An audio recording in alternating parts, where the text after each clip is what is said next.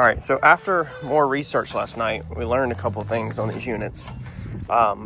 Sometimes they're not shipped with a lot of oil in them. So what could have actually happened yesterday is it could have actually sensed that it was low on oil and it cut off. So maybe it wasn't the fuel running out. And then also the heat from these things that build up inside there can, cook the fuel where it starts to boil. And we need to fix that. See if we see anything. I don't really see anything. We're gonna put some in there. But yeah, I just jumped right on it yesterday, which it says is what a lot of people do, which is actually the worst thing that you can do. Look how crooked all these letters are, how they're peeling off. We're gonna do some mods on this thing. It is cool that we do have the thing that opens. All right, so that must be the key. We need to go get the keys. But we're gonna mod this thing. So we're gonna get this thing back inside and go ahead and drop the oil out of it, put good oil in it, see exactly what we have inside of here, put good fuel in it, and put some seafoam in it, some odds and ends. And then we're gonna start looking into some modifications for this thing.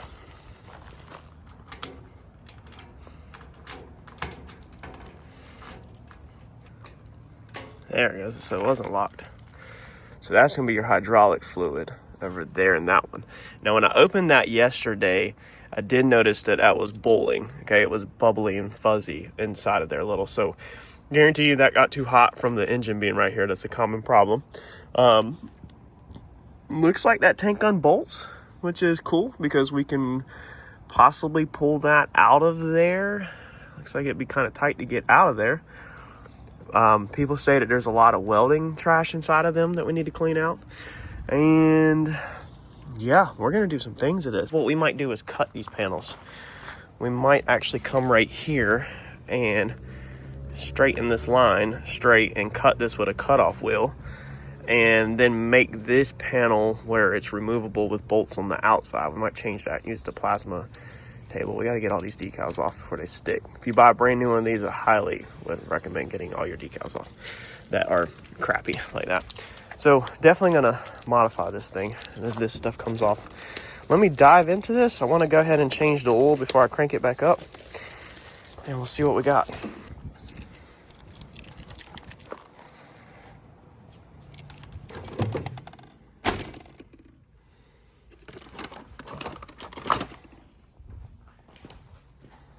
All right, so it appears that this line loops down to the bottom of the hydraulic tank. So we want to get these hydraulics out of there. Oh.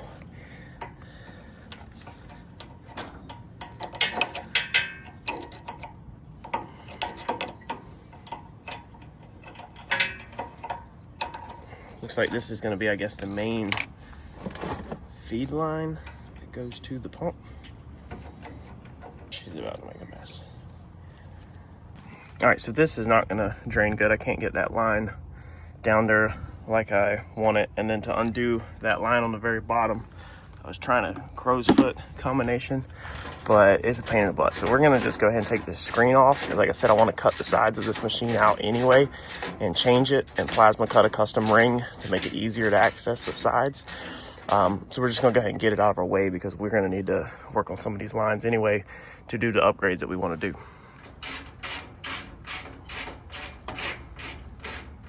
All right, so it looks like we got to get this top line out of the way to get this screen out at least because it's too short. Now to break this top line loose, I did use the crow's foot. So in case y'all want to order a set or you want to order just the one you need, it's going to be a 32 crow's foot. And now this whole screen is loose. So hopefully I can fish it out the side. We got a battery terminal up here. Let's wrap some tape over that.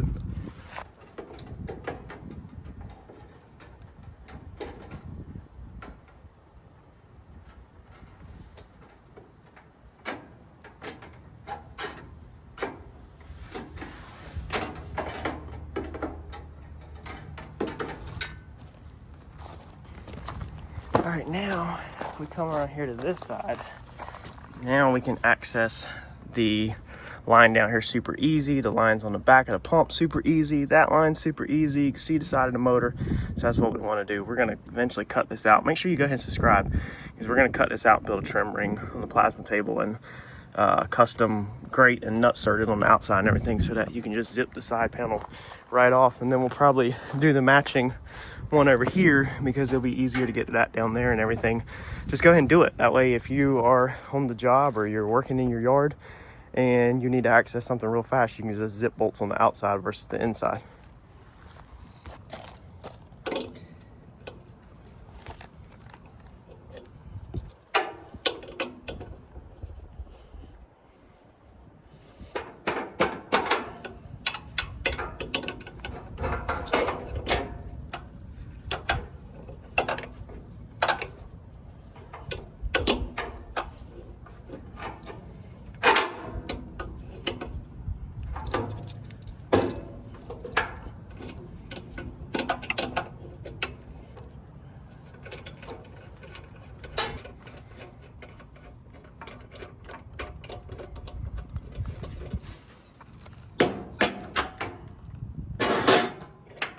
There we go.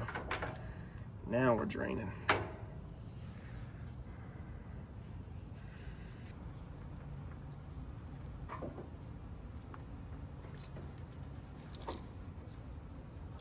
All right, so I think we're gonna let that drain while we go get some motor oil. Not 100% sure how this thing works. I can't see it looking down through there. I can't see light, even when I put a flashlight on the bottom of the tank. So that's the bottom port right there. If I put a light inside of there, I can't see the light. So there's got to be some kind of baffling or something in here, or that tube maybe goes down and is like over or something, so you're not gonna be actually seeing the tank. So I don't know how long it's gonna take it to drain out. So we're just gonna let this drain or drip run to the store. One mistake I did make that I should have probably done is lowered the boom down, and that would have got all the fluids completely out. But we're gonna flush this thing again and put a filter on it. So we're literally just gonna put this fluid in and crank it back up, and then basically get it inside. I might use it for a minute and smooth some of this out some more with new fluid, new oil, and good gas in it. And then we're literally gonna flush it again and add a filter system to it.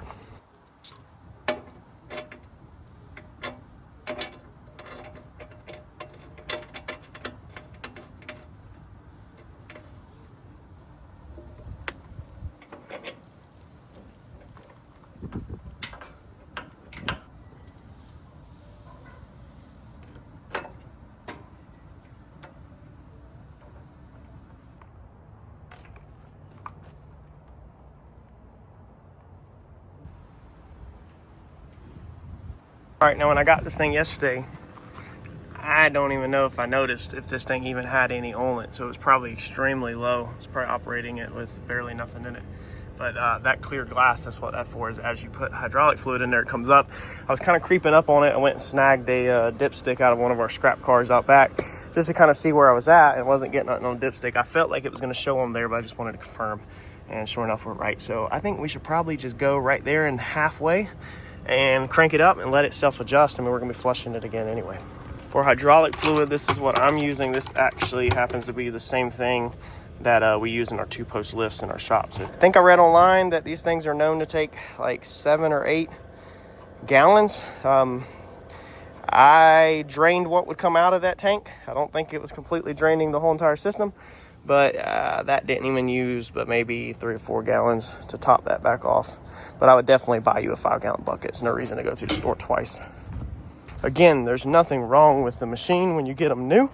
As everybody says online, it's just you're paying cheap for these, so you need to add and adjust everything else that saved you money on actually purchasing it. So I love this kind of product. I love the product that needs to be worked on. But we can buy the bulk of it for cheap, and then we can kind of do everything else ourselves. Now we need to tackle the motor oil.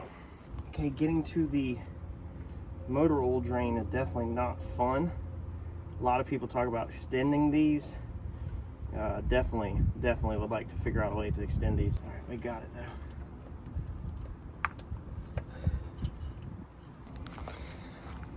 Definitely just kind of makes a mess all over the place.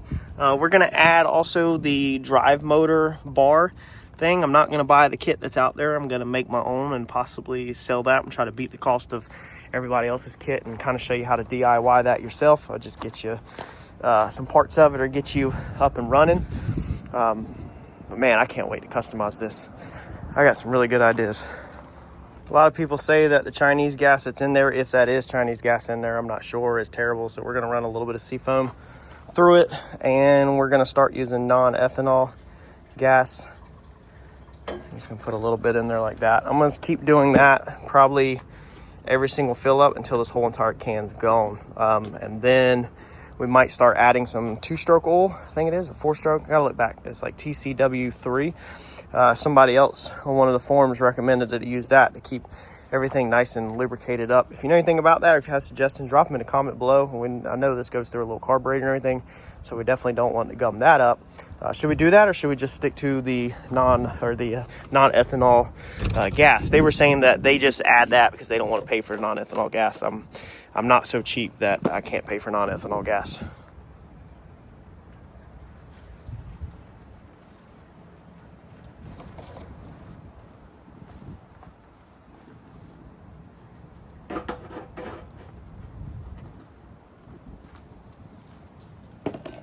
If you see the little white things across the screen, no, it's not snowing here in North Carolina. It's like 70 something. Tomorrow night's supposed to be 36. It's crazy. But it's a tree back there actually blooming, so it drops all these little white things that float through the air. Now for motor oil, a lot of people on the forum said you could just get straight up normal motor oil, 10W40. This one had the little tractor on it, so the other ones did not. So I felt like maybe there was a reason. It is full synthetic, so I'm just always gonna run full synthetic in this machine. Figured why not. It's not like it's that big of a deal. It was actually literally like the same thing as the ones that didn't have the picture of the tractor on it. So if 10W30 is 10W30 and it don't matter, then why not grab the one with the picture of the tractor?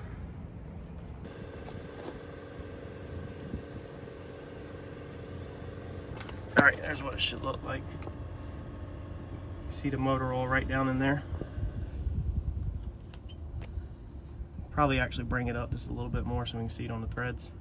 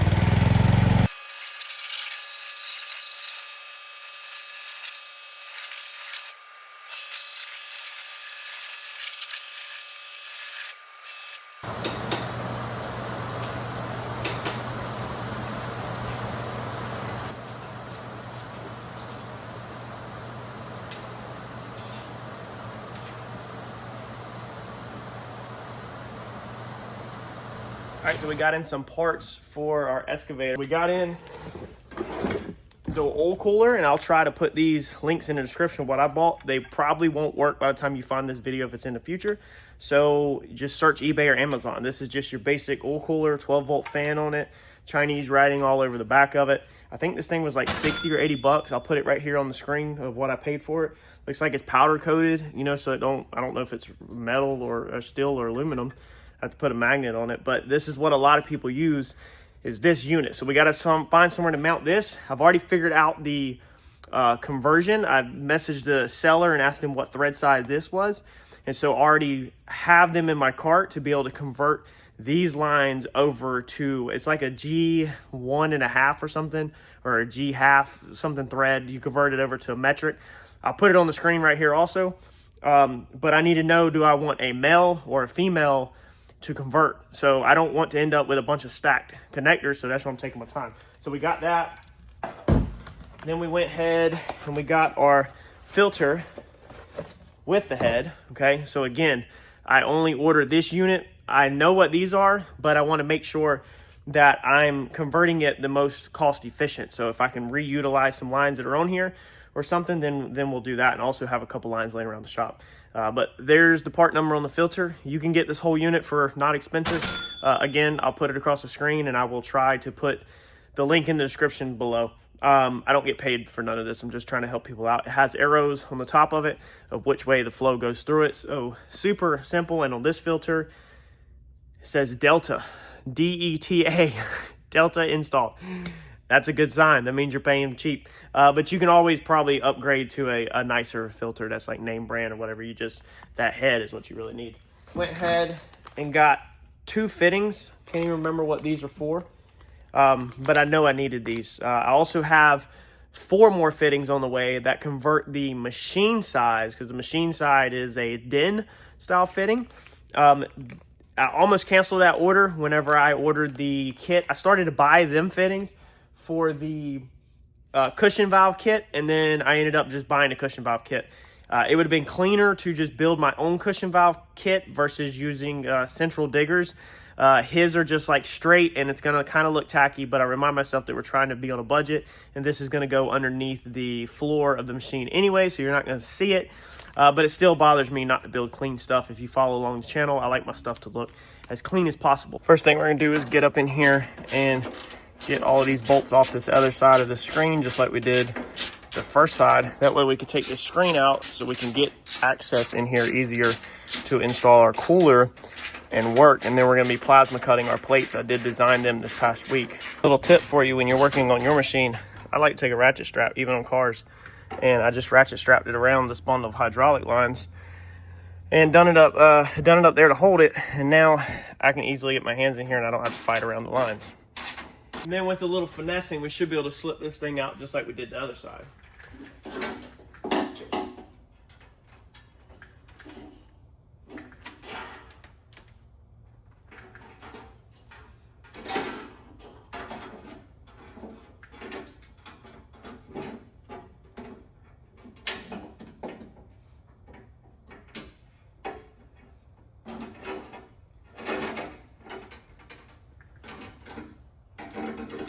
This side actually has a little bit more room because we don't have the hydraulic tank in the way. Now that we have all of this out of the way on this side where we can get in here and work, it's just a matter of figuring out where exactly we want to place this cooler at. All right, I think I'm gonna mount that thing in the side. I'll show you here in a minute, but I'm gonna go ahead and take the fuel tank off. We were gonna build a custom fuel cell, but prices, I'll go over here in a few. We might be entertaining another route. Either way, even if we build a fuel cell, I want to get rid of the factory tank in there just to free up breathing room. So it looks like you have one nut underneath here, which I've already took off. It's right here on the bottom of the gas tank. All right. And then looks like we have one that goes in the side on this, and then coming back to this side, looks like we have one straight ahead right there. And hopefully that's it. Hopefully the tank will come right off. So let's get this out of our way. Move forward. It's just a 10 millimeter on that side. The nut on the front was a 13.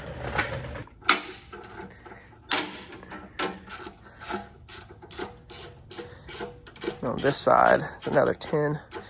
Hoping that's it besides all the lines.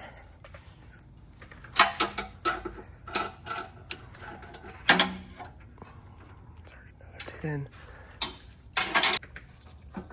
She's loose, but not off yet. All right, let's see what we missed. That's a doozy. There's one right there. You can see off screen. Let's see if I can get my hands right there around the corner. See it right there? Gotta figure out how to get to that. All right, so I'm able to take a 13 wrench. This has a little bit of angle to it, ratcheting wrench. And I pulled this hose out of the way off the hydraulic tank. It looks like we can get it like this, slowly but surely. The other side had a lot of red Loctite on it. It felt like that side was very tight. This side doesn't seem like it's super tight.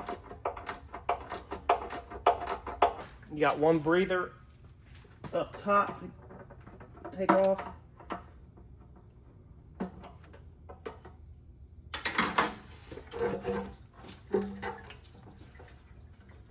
We're gonna have this little fuel line down here.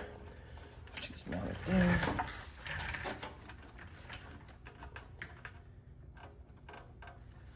All right, it runs over here to the carb. So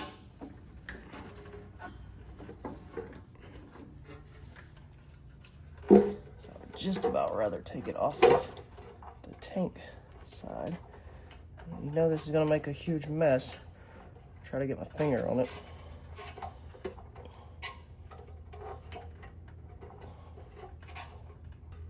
Oh, there we go. All right, now I just got to get it out without leaking too much.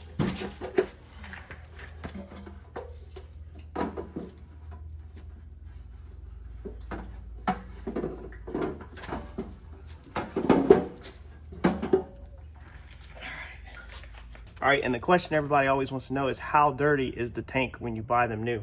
So we're gonna dump our fuel straight out the tank through this water-based paint filter, which is very fine, and we'll see if we catch any trash. Shake it up first to make sure I clean it out because I think I'm gonna reuse this.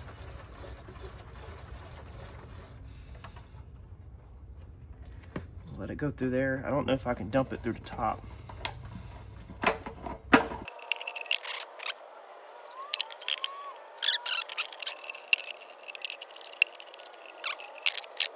All right, so we're gonna let that continue draining in the bucket.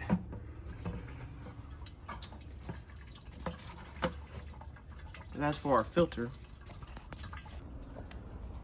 she's clean. This is a water-based filter, so it would pick up anything. And there's like nothing in there. Maybe something right down there, that little bit. Crazy clean though, for what you would expect. I know a lot of people complain about hydraulics more than anything, saying that the hydraulics have a lot of trash in them, not the fuel. So basically what happened was I scaled this out to build a custom fuel cell that holds 2 gallons of fuel plus the rest in hydraulics. It was gonna come up to about right here. We were gonna cut this bar out, move this bar up, re-weld it, weld up a custom fuel cell 4 inches deep so it don't stick off too far. But I can't find an exact fit for that, so it had to be custom. But for just the aluminum plate, which would be 50-52 aluminum, I need about 4 foot by 4 foot. I think it's like 36 by 4 foot or something to get all of the sides of the tank, the math says. But 4 foot by 4 foot to be safe, $130 from a local supplier. That does not include your bungs in the bottom to get the fluids out. Doesn't include your caps in the top. Plus you have your welding rod, your gas, and your time to take all that up. And so that's where I'm kind of rethinking the process here. I'm thinking now maybe we should just mount and reuse this factory tank, just get it out of the engine bay so it doesn't have heat and it doesn't heat soak. And that's literally just extending some little rubber fuel lines, which is super easy. And then we just need to find some kind of tank on eBay, a hydraulic tank that we can mount externally off the back for the hydraulic fluid to also get it out of the engine bay. All right, now that we have took that off, that really is getting down to the bare bones, which is what we want. It's making this place a lot easier to get in here and work, and a whole lot more room if you need to do anything, like way easier to get to everything. This little module in the front, some kind of electrical module, it does not have a bolt at the top. It was not in the fuel cell or the gas tank, so it was literally just that one bolt, so it stays on. Okay, so we're gonna start figuring out that hydraulic tank. And just so you know, if you use the factory seat, all right, this is level, so this board is level, so it comes pretty much, if you're figuring, you don't do this, about an inch off the edge if you're going with the tank straight down. So you only got an inch wide, also meaning that if you go past 3 inches, all right, across the top, it's going to stick out past this bar. So really you need a tank that's 3 inches thin in order for it not to stick out this bar. Now, I'd be cool with 4 inches. I don't think it would look too tacky, even though 4 inches would stick off 3 inches at the bottom, but it would still be in line with this bar, so I don't think it would look terrible. The height of the bar, you don't have a lot to work with on this machine, but we can move the bar up. We can do anything we want, but it's just how much do we want to get involved. But we only got not even 16 inches, basically 15 and a half, or 15 to be really safe. So we got to find some kind of hydraulic tank or some tank that we can cut down, because 130 is too much to build it ourselves. I'd rather just get a big tank and literally just slice off the little piece that I need. One thing I don't like, I just went unhooked the hot, flipped it over here, put the cover back on just so it don't spark. They had this tied up under there, and this doesn't go to anything, or it wasn't plugged in on mine. So maybe that's an accessory I don't have. That went over to that sensor. I just unplugged it to basically just get this harness out of my way. But the negative cable, so your negative battery cable is right here. It comes up and runs over top of the engine right here.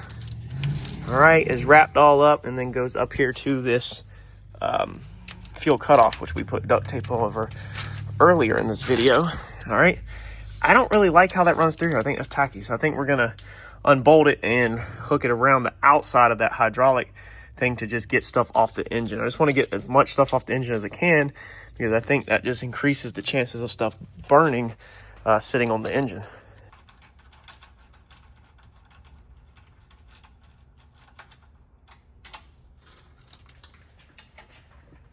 Disconnect that, and then we're going to pull it back through to the front.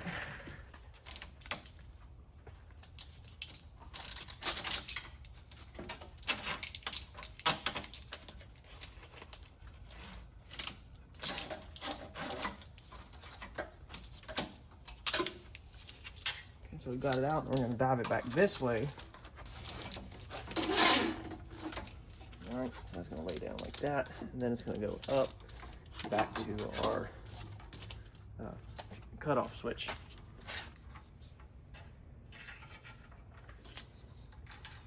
This also does not have a lock washer on it, so we should add a lock washer to these cutoff switch bolts. I'm just finger tight that and see how I like it. And it appears all our cutoff switch does, I actually taped it up earlier, but it's actually not a hot, because then it comes off of this side and then it goes to the engine block. So a hot can't be bolted to the engine block. So it must just break ground instead of anything, instead of the other way. I also don't like how this is down low. I think I'm gonna reroute this over this line up top, and then we can also utilize straight back. If you look at that stud back there, all right, it won't focus, but we can utilize a P-clamp on that to get that out of the way. I got them at the house.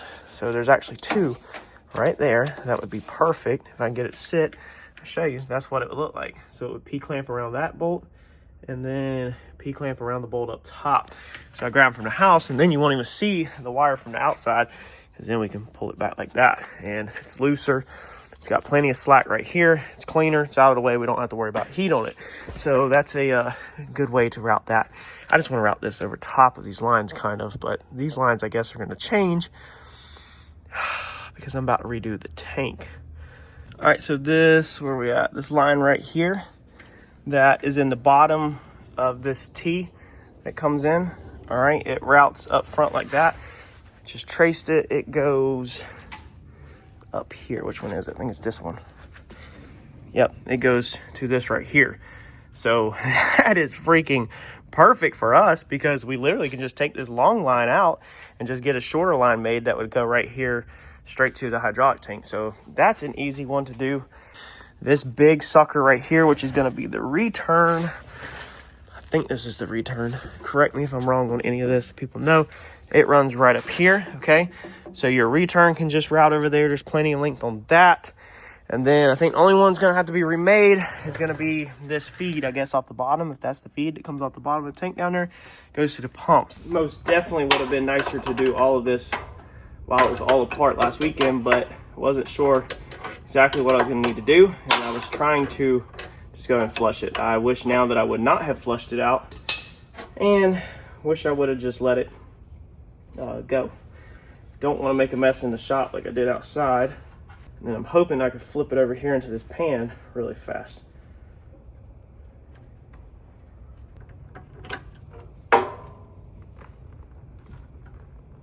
We just got a drain pan over here catching it. I'm gonna have to stand here and hold it because it'll flip up and I ain't got nobody to holler at for help.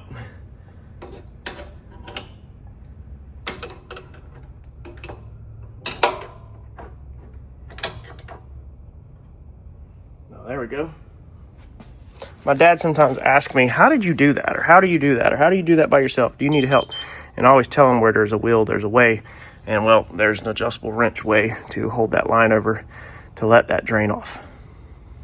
All right, so this is your gonna be that return line. That is the one that was right here. It goes down and it goes under there, and then it comes up through here and it goes in right here with a big banjo bolt. I was trying to push the line back this way to route it that way, and you can't really flex these lines that great, so I decided just to unbolt that from there. All we got to do now is just go over there with it, but I figured I'd show y'all that that's how that thing looks. If I wanted to, I could get it remade, but I think it's a waste of money. I think it's long enough where we can loop it, and it will already be over there for our hydraulic tank.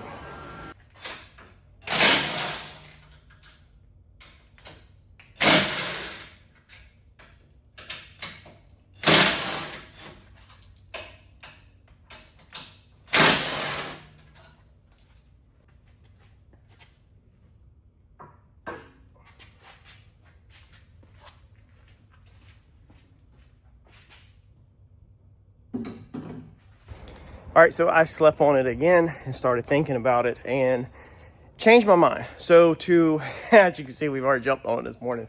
Took the whole entire top off, which is very basic. The back ones down here are 4 bolts. You don't even have to have a wrench on the bottom. And the front are 2 bolts. Again, no wrenches on the bottom. You zip them out. The fronts with 13s, the rears are 15s. You can pick it up by yourself. You don't need any help or anything like that. So I took the top off. Thought about it last night. That fuel cell, to do a different style fuel cell, is going to be $100 for the hydraulic cell, the hydraulic tank. $100 for the aftermarket hydraulic tank.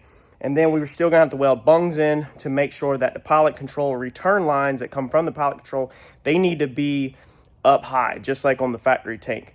They need to go into the fluid. So normally what a lot of people do is have them up high and then have a tube on the inside that goes down to put it into the fluid to make sure it doesn't bubble and foam and cavitate and all that kind of stuff. The actual return line also needs to be about middle of the tank, and it needs to have a little pipe in it or tube, a stand tube or a sand tube, I think it is, or something. And so you have to figure out that. So if we bought a new tank, we'd have to figure out also the height of where the fluid would be at during operation and everything, meaning we'd have to make an adjustable tube and all of this. So I said, you know what? Even if it's not right, maybe we should just stick with the original tank, but I still don't want it inside there. I want to fix the problem of it being heat soaked. And so this is what I have come up with. So we've got the tube or the tank unbolted. It's loose. Now I'm going to tell you, if you want to do this yours, the bottom bolts are kind of a pain to get to. All right, them 2 over there are not bad if you got your screen off. This one right here is not bad, but that one all the way up front is it sucks. So I did this bolt right here first, ratchet underneath the machine. There's some bolts on the bottom down there, which mine are gone now. And then once I got that nut and bolt out the way, then I went for the other one. I put a wrench in from this side laying flat, and I went under it and ratcheted it from the bottom with my left hand, while my right hand was holding the wrench up here, and I was kind of laying on this block. So it is doable by yourself, and then these over here are not hard. You can get this bolt from this side, and then you can get the front bolt from up here right there in front of the battery. It's not hard at all. The tank is loose. However, again, like I said yesterday, we're not going to be able to get that tank out through there. So I've went a step further and unbolted the body. The body is also not bad. 13s on the side right here that are through bolted, wrench on the inside, sockets on the outside, and then 15s from the bottom that go straight up through there and to the bottom. So now the whole body is loose. I've also went ahead and disconnected our cutoff switch again because it's easy to disconnect with the 2 bolts in the bottom of it. And so now we should be able to ready to lift this. So if you have a cherry picker or engine picker, I'm going to use the forklift real fast. I'm hoping we can cheat this thing up just enough without disconnecting the pilot controls to lay that tank over at 45 and snake that thing out the back. That's the goal here. If we can get this tank out, I measured it. It's looking like it'll fit good here with the bar, and it's looking like it will only come out to about right here. So it won't look too tacky, and then it only sticks off about 1 inch. So basically we're right back to where we were if we added an aftermarket one. It's just we're utilizing the tank that they designed, and we're keeping all the same fittings and everything, meaning I don't have to convert lines over and all that stuff either.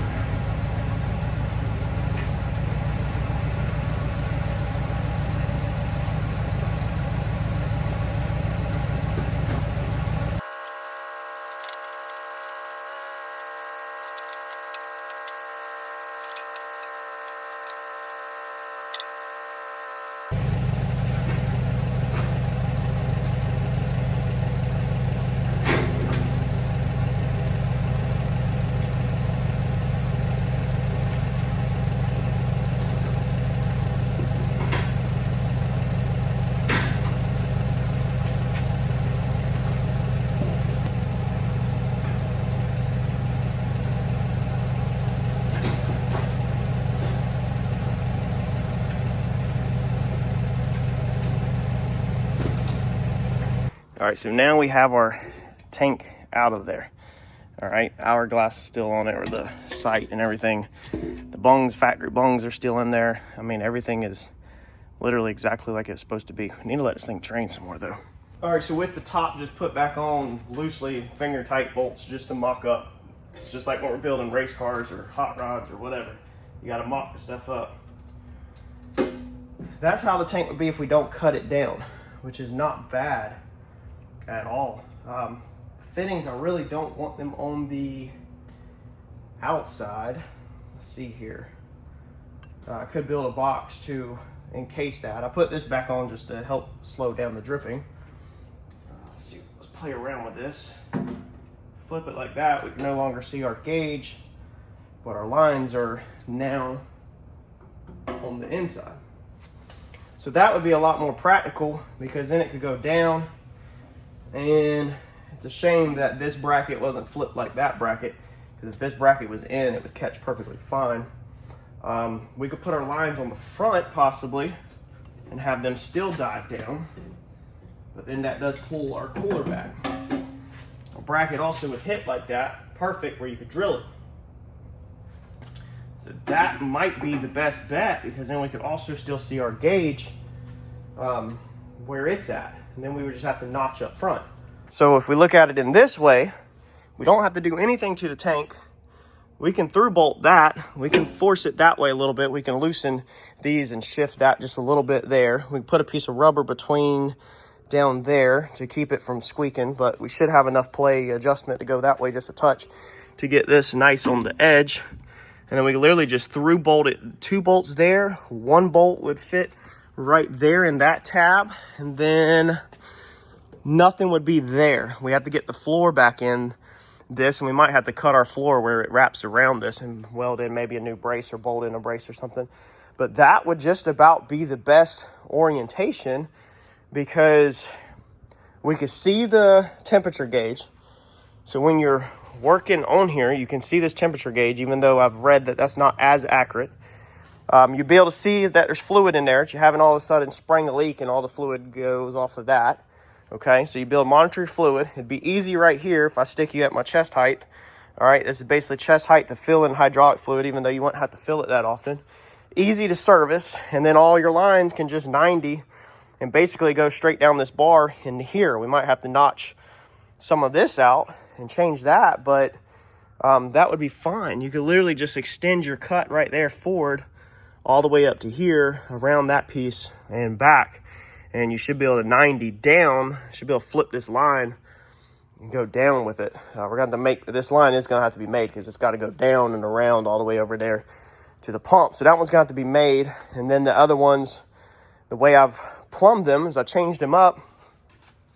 Is I flipped around using all the stuff that's here. Okay, so this is the T that come off of the top of your tank. It used to be on the very top. This ties your pallet controls together. If you look at the top of your tank, you'll see this T plus another T and then the tank. I'll try to put a picture right here. All right, so what I did was just refigure this. So this goes to this pallet control over here. and that one goes up to that pilot controller here. So this ties your two pilot controls together for their drain off. Now you've got this line right here that we took out earlier. All right, you just got to order one union to go L08 to L08 to L08. All right, so that union's back together right there. And then you can route that line up here. And then what I did was put my other T that we just took out. Okay, I put that T right there. All right, that line used to just be bolted there. That 90, I'm pretty sure it was that 90. It was bolted right here to have a T. So I just moved the T there because all of this junction right here, this T up here, that line down there, they were all tied together. So it shouldn't matter where you place your T's at because it was all just tied together. All of these, whatever that does, I know these are drain backs off the pilots. They all drain back into the top of the tank. That's where they all go. So we just moved a T down here, still in line. Utilize that same line, and now all we need is to go from here, which is going to be another L08 female swivel line, and then that will go right here, come out of here, and this is going to go back into the top. We just need a 90. That's it for that. The return, we've got a return flipped here, okay, because that's got to go to our cooler and our filter. So our return used to go right here. That's the same exact line. We just rerouted it. We unhooked it up here. I took all this off, unhooked it, and pulled it out and rerouted it around. Now, one thing I did do is I routed that return line around my, what's that, swing motor, okay? I routed it on this side of the swing motor, not that side. We got to disconnect these two lines in the swing motor to add our cushioning valve. So that opens up a little bit more space over here.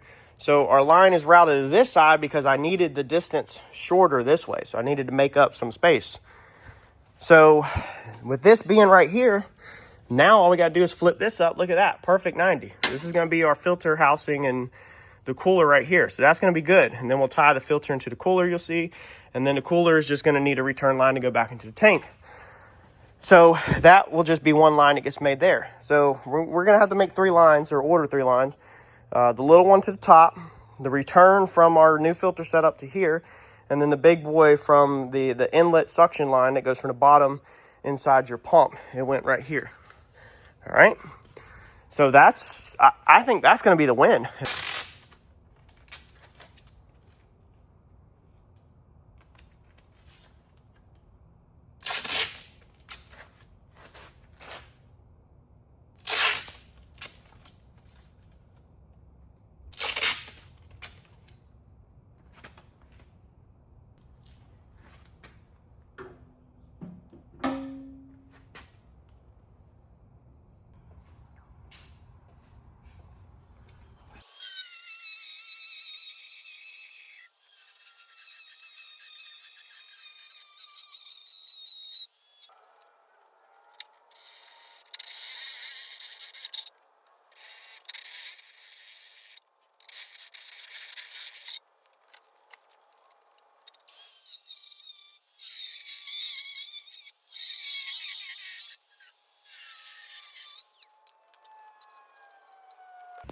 All right, so what the drill into holes does is it gives you basically a radius in your corner versus a sharp cut like that. I should have drilled that hole, but I didn't think about it until then. So if you'll drill your corners, the biggest bit as you can get, you'll have a radius, and then this you'll just have to, we'll probably notch that with a 45 a little bit, that with a 45 to take the sharp edge off, and then we're gonna clean this all up with a file.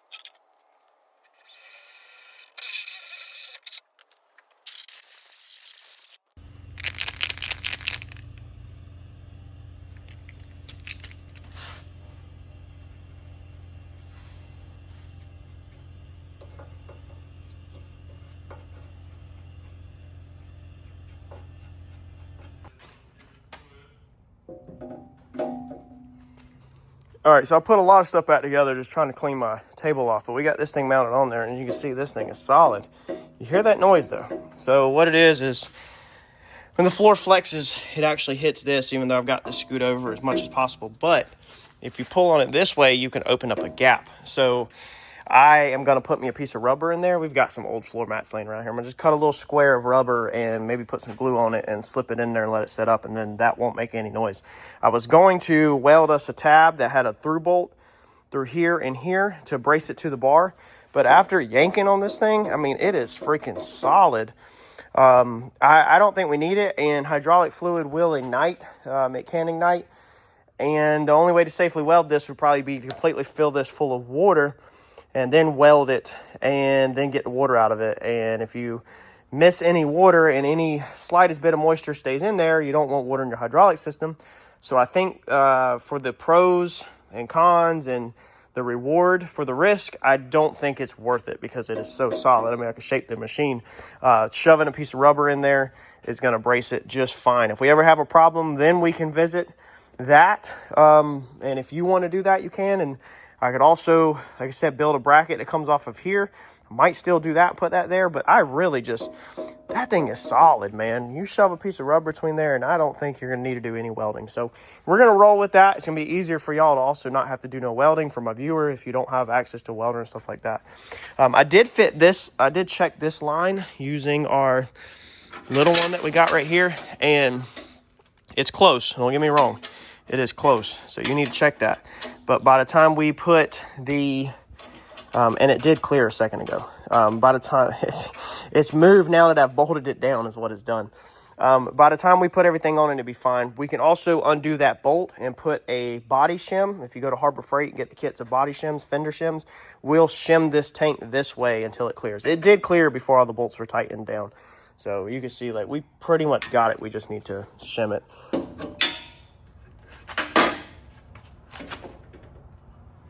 If we turn that down like that, okay, and take our line, we could technically just put an extension on this line to get us a couple feet.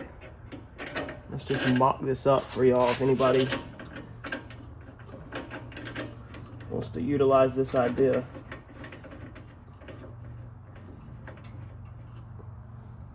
It's also an excellent mock-up of exactly how it's going to be in real life.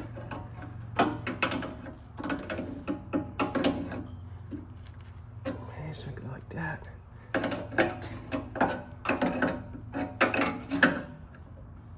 Just route it over right there, and that's that. So if we wanted to order a coupling for this size, we could save ourselves about a foot worth of line. I don't know if that's really worth it, but maybe there's a pre-made one on eBay already that would be cheaper than a custom made. Definitely an option. We'll take a look.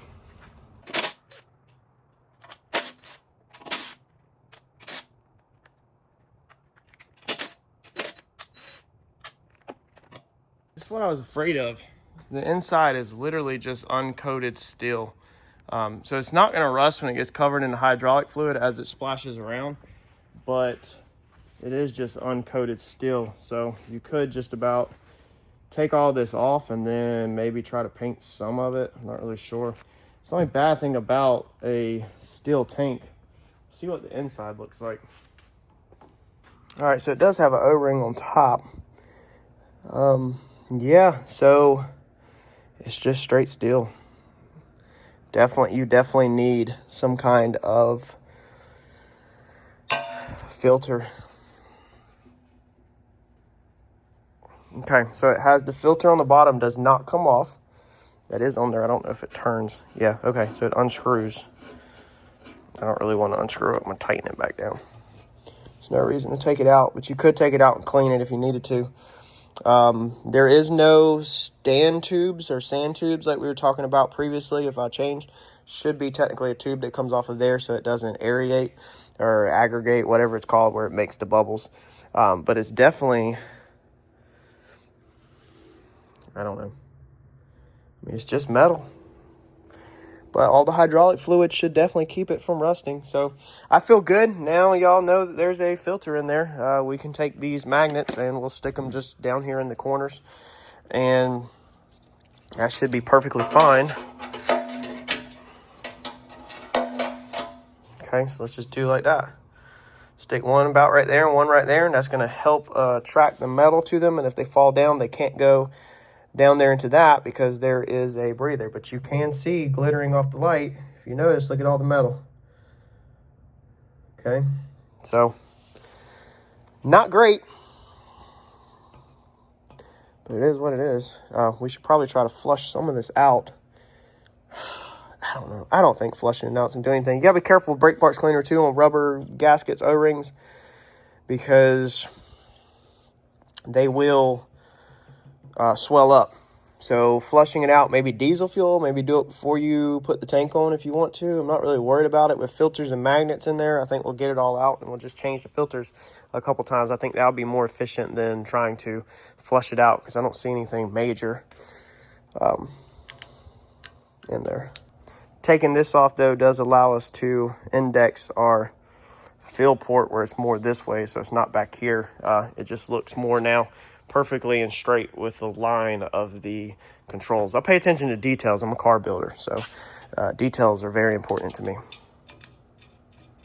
You probably want to go ahead and paint yours while it's apart because just putting it back on like that, and the paint is already coming off of mine. So if you can put some paint stripper on it or maybe the air blower and get the original paint off and clean it up and paint it, that might be the best bet. I could have sanded this tank and painted it with base coat, clear coat to make it look a lot better, but I'm not trying to put a ton of time into it right now. If I want to do that later, I can. I think I need to go ahead and get on Fusion 360 on the computer and design up the bracketry, or might do that at the house, get the measurements and design up the bracketry to mount this cooler and this filter. For this bracket, I am going to sell this, but what we want to design is one that utilizes them 3 studs across the top. So I'm going to make it so it has some play so it slides. So if your studs are not in the exact same spot, hopefully it will still hit it. We're going to utilize all these points, I think, even the bottom to mount the bottom plate. And this way you can bolt these brackets in and hold your setup to the side, and then your new plates are going to go on the outside. You could also just sandwich them if you wanted to leave the screen in there. You could keep your factory screen in, take the nuts off, put your brackets on, and you still be able to use it because these are going to still sit flush either way, even if you don't want to switch to the outside pieces. If you do all this, you might not need to switch to the outside pieces anymore because now it's super easy to get in there. It's not so much stuff, but I still want mine where I can easily just zip them off. All right, we just changed our plasma setup if you follow along on the channel. So we moved some stuff around, so we're still fine tuning. Make sure this thing's at 40. Make sure the air pressure's cranked up, which looks pretty good. Let's see here, actually, let's test it.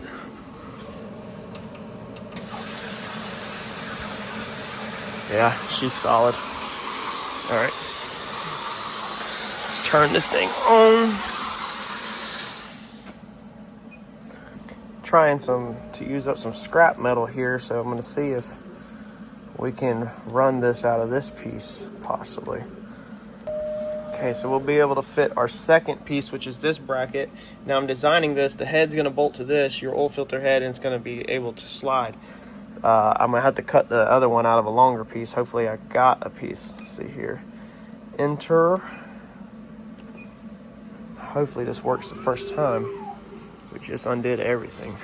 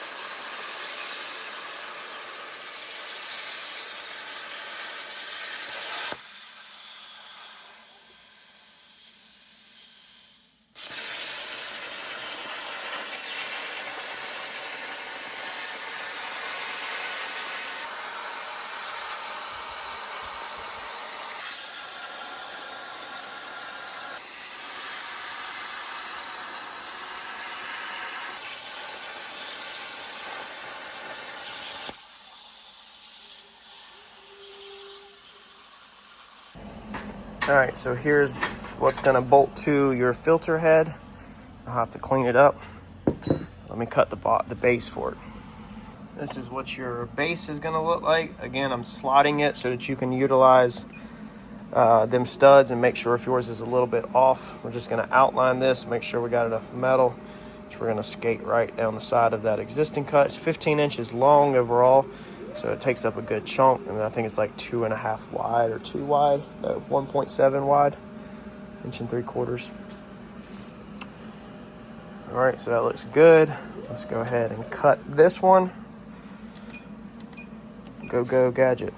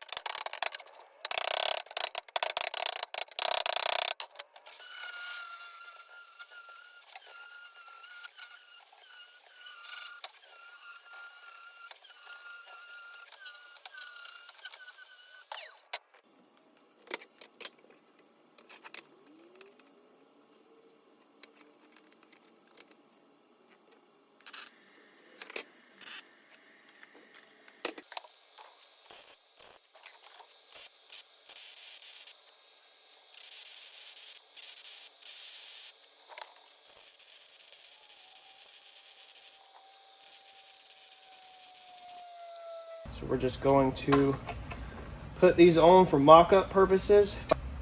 I can sell them either welded or unwelded. I'm not a professional welder at all by any means. So if you want to weld them yourself, you could buy it unwelded. All right, so then it just hangs your filter head literally like that.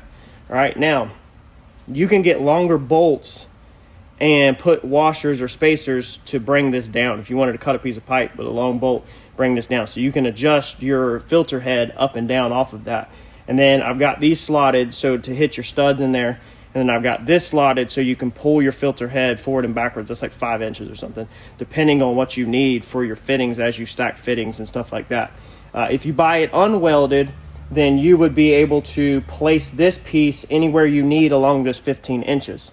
If I'm gonna weld it, then I will probably put it right here, just like mine, identical. So you might want to buy yours unwelded if you want to make sure it fits. You could also do yours up and down or flip it, whatever. Unwelded, you got endless possibilities. Let's put this in and see how it looks.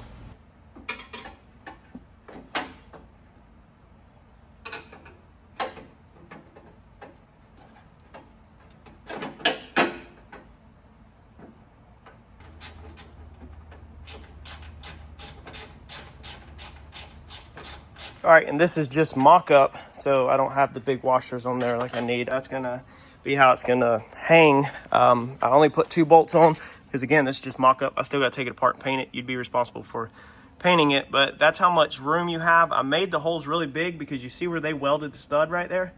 All right, you gotta be able to clear that. So definitely gonna need to put some bigger washers on it in order to bite it. Now, if you break your studs off and you don't have your stud, then it's just going to be as simple as drilling through that and through bolting it. That might affect the plate you're going to put on the outside if you're going to use my custom plates also, and you're not going to retain the screen. But you can see the amount of stud that's sticking out. If you want to retain the black screen that was there, then that's perfectly fine. But I don't want to. I'm going to plasma cut the custom plates. Now this allows me to see all of the stuff on the outside of the filter. I can get right here and unscrew it. It's tight right now. And be able to see everything. You zip your plates off on the outside, and we're going to put over like this, and everything will be right here. Now all we got to do is mount the cooler.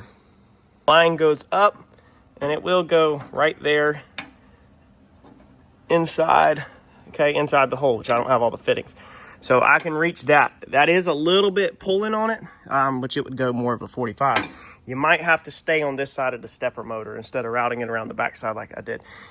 That's the reason why this thing is slotted, is so that if you are on this side of the stepper motor and you need to move it more this way, then you can. And again, if you get it unwelded, you would be able to weld it anywhere you want it. I just know I wanted mine more on that side. I wanted to keep it out of the way of the pull start and all that. Because because you stick your hand in here. I don't want a filter right there. If your screen's there and if you weld it all the way this side, you would be able to change the filter from right here though and not have to take your screen out. So that might be something that you want to do, is weld it more on this side. You can also send me a note and email, I guess, and if you want it welded on the back side or the front side, I would be centering it between the studs, and I can do that also as an option. All right, for my unit, I just tested it with a drill battery, and I can reverse which way it pushes or pulls air. So that's gonna be helpful on the way I position this. We're going to try to design a bracket as universal as possible, but if you're not using the same unit off eBay, and again, I'll put this link in the description, then you might have to drill some holes or modify it. But I'm going to try to give you enough plate where hopefully if you have a generic one of these coolers, then it should fit.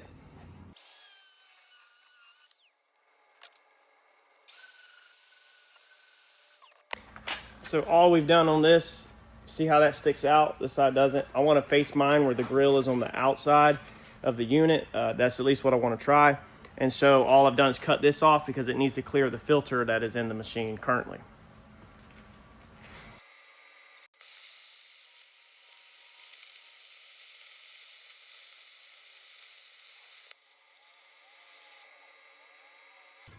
All right, this is what your second bracket looks like.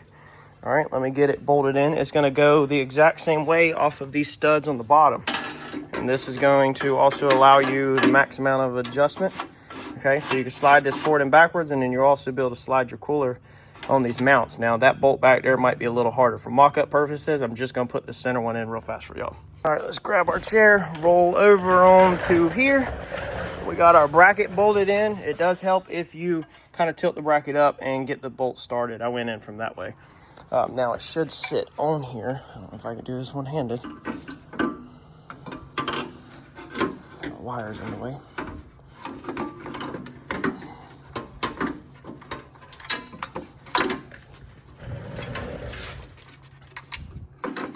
Okay, now all you got to do is through bolt that. See how your bolts, you have sliders, okay?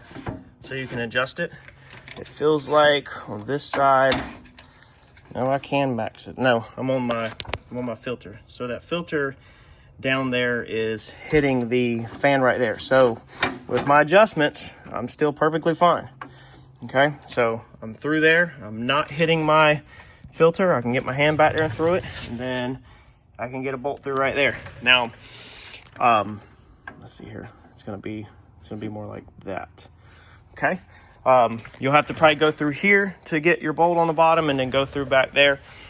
Being this slides and this slides up here is on a sliding system, you'll be able to center your filter head. All right, so we're not maxed out. If you look, we still got more room to slide.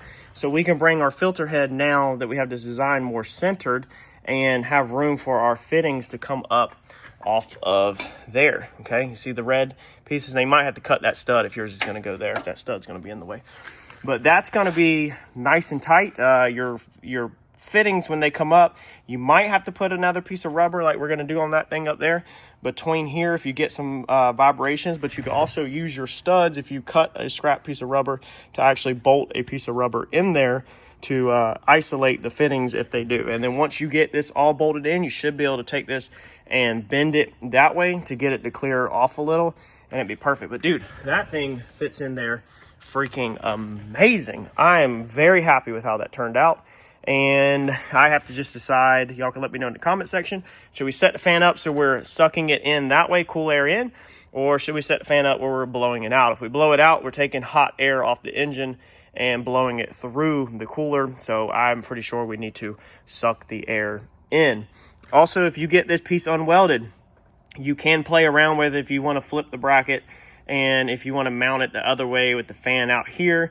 But it's going to be cut and ready to go for only 3 points because this machine has that filter there. So I'm copying it off of my machine. But 3 points will be plenty fine for most all applications. It's still going to be strong, especially when you get the hydraulic hoses on there. So all I got to do all I have to do now is just order the fittings, figure out the length of the lines, and we'll be set. I've been at the shop all freaking morning, so I have got to get out of here, and I'm just gonna have to come back at a later date and figure out the length of the line. So y'all smash the subscribe button for me. Like button is a small thank you. Stay tuned because we are going to finish up all the modifications on this machine, and you're going to want to see them.